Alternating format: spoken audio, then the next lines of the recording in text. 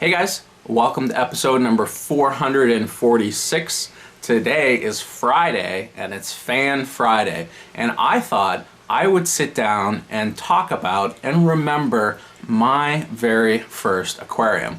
Now, everyone has a story like this, so after you hear mine, I would love to hear yours. So, my story starts off, about 25 or 30 years ago. As a kid growing up, we always had an aquarium at home.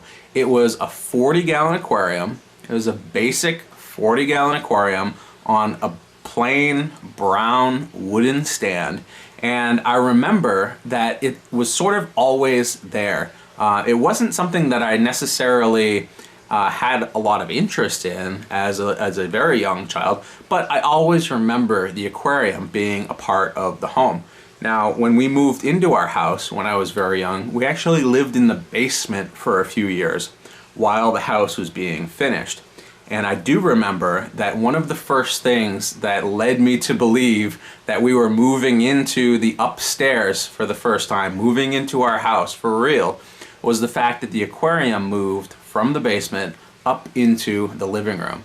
And that's where it sat for probably a good 10-15 years after that. It was an aquarium that was always there. It was an aquarium that was always changing, but a lot of the things about it always stayed the same. So I remember it had this pea gravel in the bottom, and it was there from the time we set it up to the time it finally came down. It was the very same pea gravel, and it had just a very few basic plastic plants. I remember they would always sort of pop off of their bases and float around, and every week part of the job was to sink them and put them back into the pea gravel down at the bottom. The filter itself this was like before canister filters. It was sort of this hang-on back filter, and it used a siphon tube to get the water into the back, and there was just this big pump, and it was actually kind of noisy. This big pump that just sat under a couple filter pads, and that's how the water was sort of cycled through and cleaned. It wasn't very advanced by any stretch of the imagination. I'm sure any hang-on back filter that's out now is like way better than what we were using, but it was very, very minimal filtration. I also think at one point there was an under gravel filter in the tank, but that might have broken at some point, and I don't think it was ever fixed. So it was running on really minimal filtration. But one thing that we did have was well water. So I remember every week my dad would break out the 5-gallon buckets, and we had a very simple siphon, and he would just siphon the gravel and toss a couple buckets outside, and then refill the top of the tank. So there was always water changes going on. There's always a routine involved with the aquarium. And the aquarium itself was just a freshwater tropical community tank. I remember a lot of fish cycled through that tank over the years. The fish store was probably 20 minutes away, and it was just like a generic sort of larger size pet shop in the city nearby. This was before the Petcos and the PetSmarts, and they had this one large area towards the back which was just a complete wall of aquariums. And it was a real treat to go to the fish store at that time and pick out fish. So if we were really good, maybe we would get a new fish. And they always had, new stuff, and they always had, the regular stuff. I remember at one time we bought a school of neon tetras, and those were really cool. I don't think they lasted very long, but we always had a few tetras in the tank. I think the longest lived fish that we had in that tank was actually a black skirt tetra or something like that.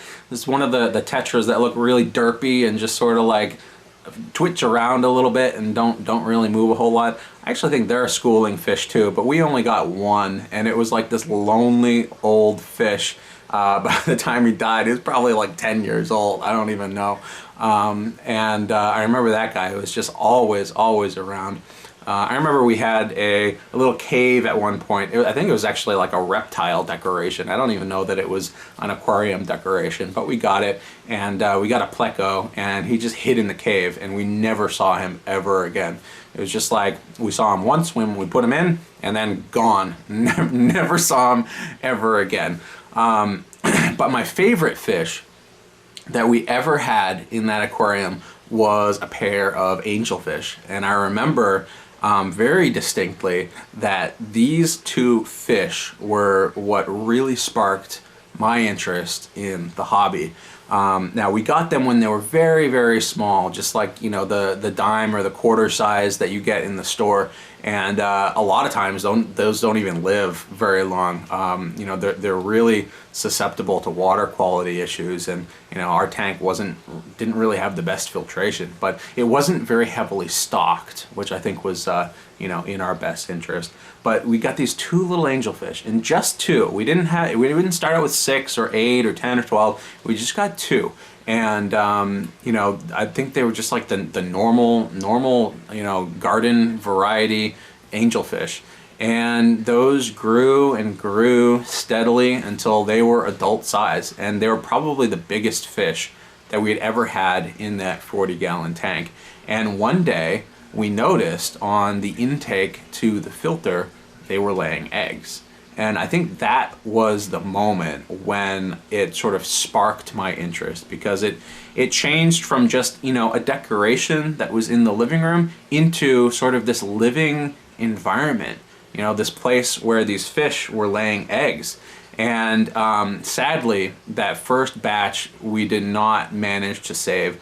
I believe we just sort of watched them for a few days. I think a lot of them became fungus covered. A lot of the other fish in the tank would pick at the eggs and eat them over time when the adults weren't paying attention. And I don't even think they had a chance to hatch. There were no wigglers from that first batch. But I do remember that those fish, those two angelfish, went into guard mode. And I thought it was fascinating to watch these fish first lay the eggs and then protect the eggs from all of the other inhabitants in the tank. And there was probably a dozen fish in the tank, and none of them were nearly the size of these adult angelfish. But all of the other fish were on the complete opposite side of the tank, because these two angelfish were just protecting these eggs so heavily. And I thought that was really neat. I thought that was really cool. So a few weeks later, it happened again, right? On the same intake tube, they laid the eggs again. And I remember we tried to like take the intake tube apart and like, you know, help out the parents, help out the fish, and try to save the eggs. But I mean, the pump doesn't work without the intake tube, and we didn't really have anything else filtration-wise to put on the tank. So again, it was a failure. And you know, I think that was the time when it sort of sparked my curiosity, because it was a challenge, right? How do we keep these eggs alive? And I'm you know, I'm really one to take up challenges. So a few more weeks go by, and we got the idea to put a breeding slate into the aquarium. So I think it was a piece of tile that was left, a granite tile that was left over from building the house, and I think my dad cut it into a long narrow piece, and we put that in the tank over the intake tube, hoping that the fish would instead lay their eggs on that the next time. And it actually worked. The third time it actually worked. They laid the eggs on this breeding slate, and from there the race was on to figure out how to raise these eggs. So at that point, we went online. You know, the internet was like brand new. Went online, found a few articles about how to raise angelfish, and we tried it out. You know, we pulled the eggs, we put it in a smaller container with some air bubbles, you know, going over the eggs to make sure they wouldn't, you know, fungus over. I don't even know that we treated the water with anything at that point. We didn't really have a whole lot of, you know, fish meds at our disposal. But the water aeration was enough, and I think some fungused over, but we managed to save some. And then, you know, we had these wigglers. And at that point, this is where multiple tank syndrome kicked in, and I think everyone can relate. Once we had those wigglers, they were in this little jar of water, and we couldn't put them back in the 40-gallon tank. We had to get a second aquarium, and that's the magical moment where it all happened. We got a 10-gallon tank, and there was really no spot to put it in the living area, so I decided to put it in my room.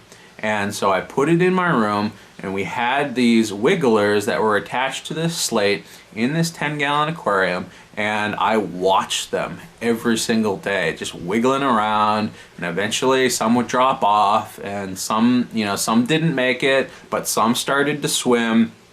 And I was very diligent about trying to make sure that the fungus wouldn't take over the whole batch of eggs. I was very diligent about watching these baby fish start to swim around and explore. And that's about the same time I learned how to hatch brine shrimp, baby brine shrimp, for the first time. And I remember I went to our tub and bathtub, and I started raising these baby brine shrimp. And of course, like, families like trying to use the bathroom, trying to use the bathtub and whatnot on a daily basis. And I've got these little science experiments going in the bathroom. And but it was successful. Like, I had 2 batches going. One was sort of hatched and ready to go. The other was brand new, and I just sort of cycled between them, and it was a lot of work. It was a lot of work, especially for a kid. And I remember, cleaning those jars out, every single day or every other day, and feeding these tiny little fish, these tiny little brine shrimp. And eventually, you could tell that they were growing, that they were attacking this food. You could see them dart forward, and eventually they turned from these little squiggly blobs into looking more like angelfish. That they got that pointy shape to them. You could tell that they had a top fin and a bottom fin, and they looked like a little arrowhead swimming around. And we probably got, I'd say, like 50 or 60 babies out of that third batch, the first one that we were able to successfully raise. And at this point, it was 100% on me. I mean, my dad took care of the tank downstairs in the family room, but I was sort of in charge of getting these little baby fish to eat and to survive. And I was successful in my effort. I believe the parents, they had a few more batches of eggs. I don't think I was able to capture every single one of them. It was probably like every other attempt I was able to grab it. And, pretty soon I had 2 10-gallon aquariums set up in my room, because one had the larger fish in it and one had the new batch of eggs in it. And at that point, it was getting close to Christmas time, I believe. And as a gift, I got a 29-gallon aquarium, and I also set that up in my room. So now I've got 3 tanks in my room and 1, community tank down in the living room. And that 29-gallon tank was brand new, top of the line. It had a wrought iron stand. I put it to the side of the room. It had a nice light on it. I don't even think I set that one up with any decorations or anything like that. I think even that early on, I was so focused on getting these things to breed that it was like very, very minimal in terms of what I put in that tank. I think I did have gravel in it, but I don't think I had much at all for decorations. I think I had one of those backgrounds that you slap on the back, but that was really about it. And I got like the basic heater and the basic light and the basic filter. I think at that point there were some hang on back filters, but it wasn't anything spectacular. And those larger fish started to grow out, and I'd say I probably had 30 or 40 that got to a pretty decent size, like the size that you would see in a store.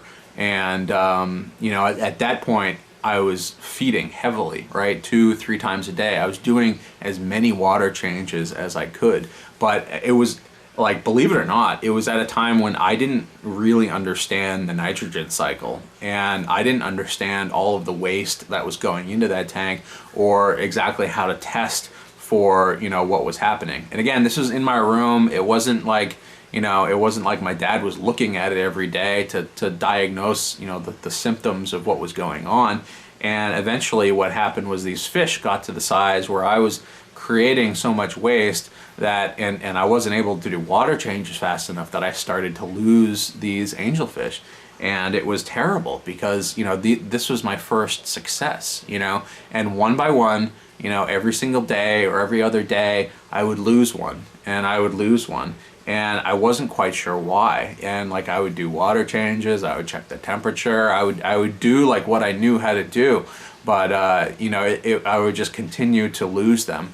And you know, they weren't at a size where they were picking on each other. It was definitely just the tank being way too overloaded for what was in there, and I really had no outlet in terms of like getting rid of these fish, rehoming them, selling them.